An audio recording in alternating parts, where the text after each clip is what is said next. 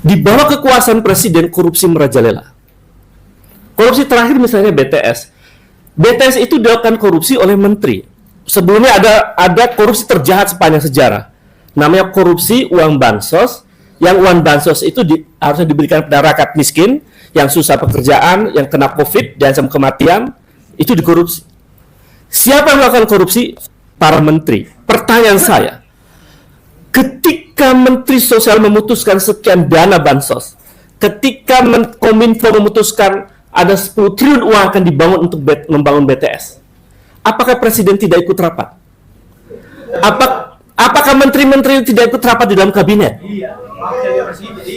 Ada. Dan Presiden tahu ada 10 triliun untuk membangun BTS.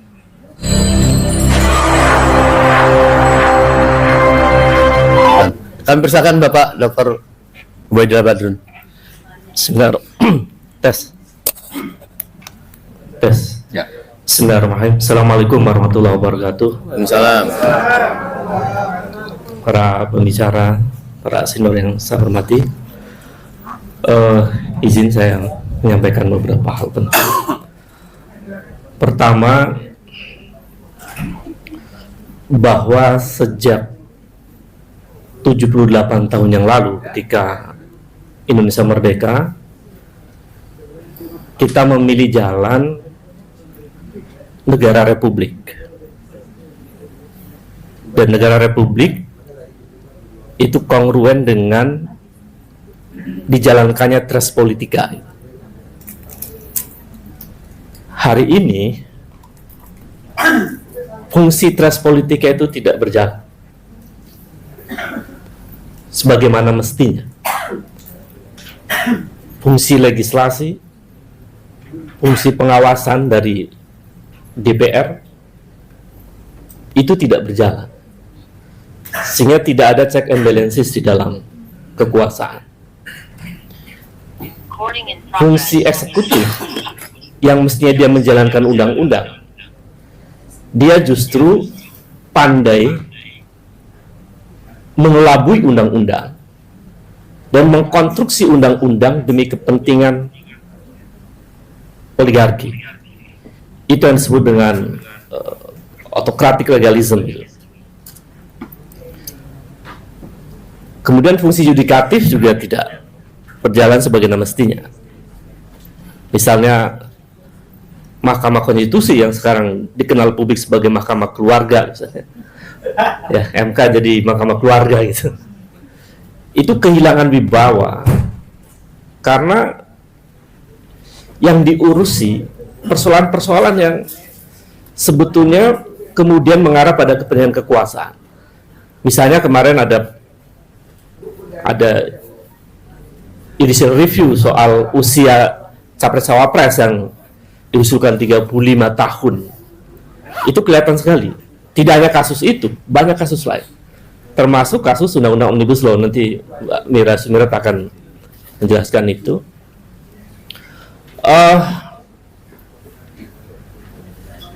Negara yang berkualitas, yang maju, yang demokrasinya bagus dan ekonominya tumbuh sehat, itu adalah negara yang menjalankan check and balances-nya itu berjalan dengan baik gitu.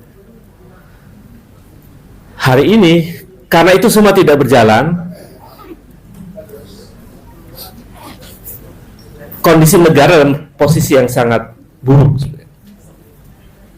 Misalnya soal pemberantasan korupsi yang harusnya itu dijalankan oleh fungsi-fungsi lembaga hukum, kan? Itu tidak berjalan. Itu yang membuat kemudian saya membawa perkara KKN itu ke KPK. Karena KPK tidak berfungsi sebagaimana mestinya. KPK tidak menjalankan seperti yang kita idealkan ketika reformasi 98. Banyak sekali laporan masyarakat dan data-data kasus korupsi di KPK itu menumpuk. Tapi KPK tidak mampu menyelesaikan persoalan-persoalan, terutama misalnya persoalan yang dekat dengan elit kekuasaan, dekat dengan istana misalnya, dekat dengan partai berkuasa, dan seterusnya. itu tidak dijalankan. Nah, dari argumen itu, lalu kemudian mengapa muncul petisi 100? Mengapa muncul gerakan-gerakan perlawanan, termasuk membawa perkara ke KPK dan lain-lain? Karena negara dalam posisi menjalankan kekuasaan yang tidak sesuai dengan konstitusi itu.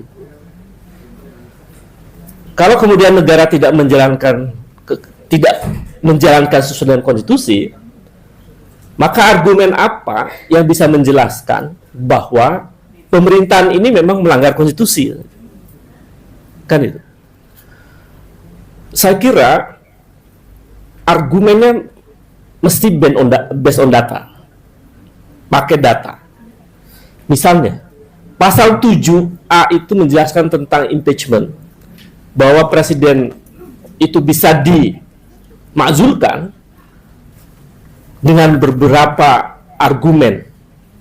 Pertama, karena mengkhianati negara. Yang kedua, ada korupsi. Jadi ada argumen-argumen konkret. Misalnya, apa bentuk melanggar konstitusi itu yang kemudian bisa ditafsirkan sebagai pengkhianatan terhadap negara? Contoh paling empirik sebetulnya adalah Undang-Undang Omnibus Law. Saya ngambil dari sisi politik hukumnya. Presiden itu mengabaikan Mahkamah Konstitusi. Mengabaikan amar putusan Mahkamah Konstitusi nomor 91. Amar putusan MK itu memerintahkan agar pembuat undang-undang membuat undang-undang sesuai dengan tata peraturan perundang-undangan yang berlaku, yang disebut Undang-Undang P3 itu, nomor 13 tahun 2022.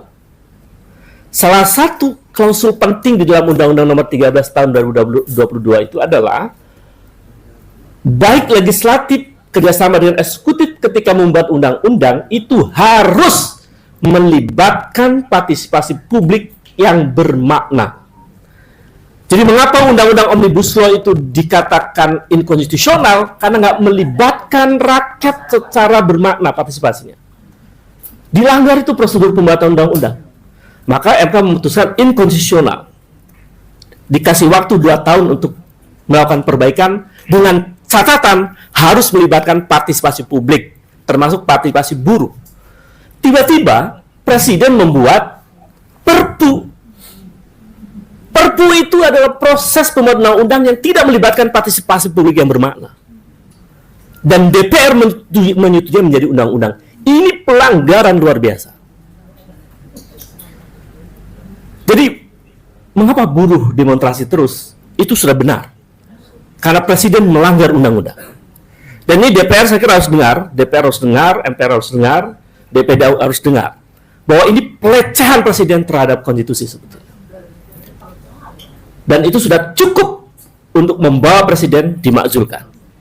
Itu baru argumen soal Undang-Undang Omnibus Law gitu. Belum argumen lain, korupsi misalnya. Korupsi ini kan datanya, indeks persepsi korupsi kita skornya memang paling buruk sekarang dalam sejarah. 34, Bu.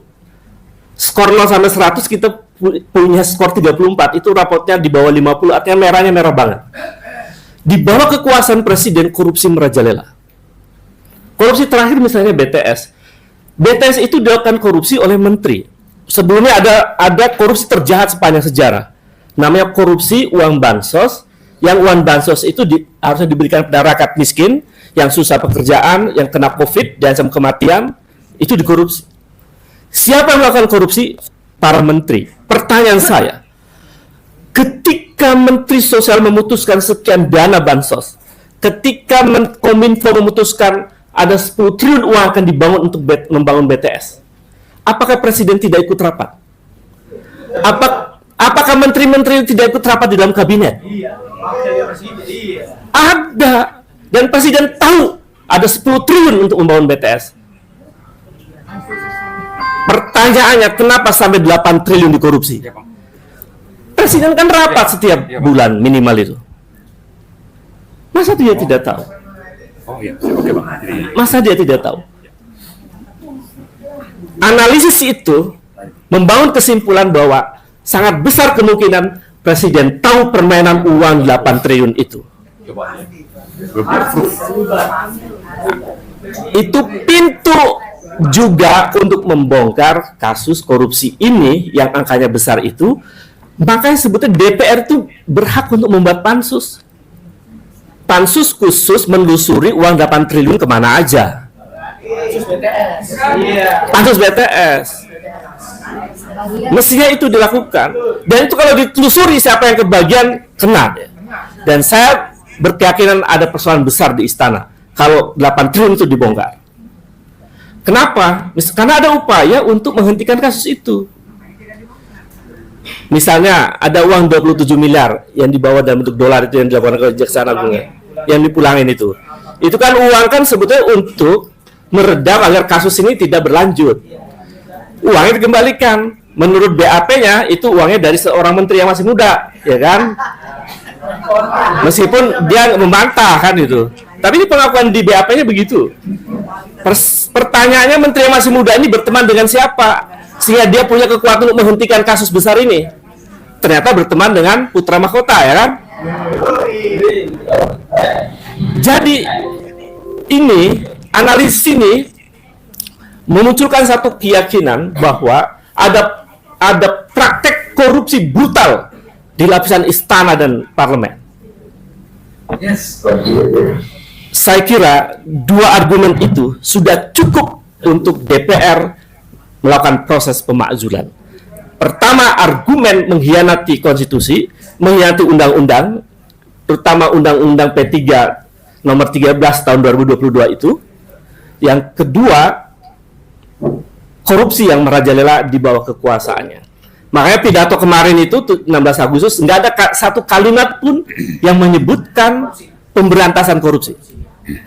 Yang muncul itu kalimat pencegahan korupsi. Kalimat pemberantasan korupsi nggak muncul. Dan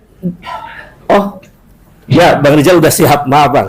Jadi saya kira saya buat dua argumen itu untuk memperkuat bahwa memang layak dimakzulkan. Kalau DPR nggak bisa memakzulkan, saya kira rakyat akan bersuara. Terima kasih. Selamat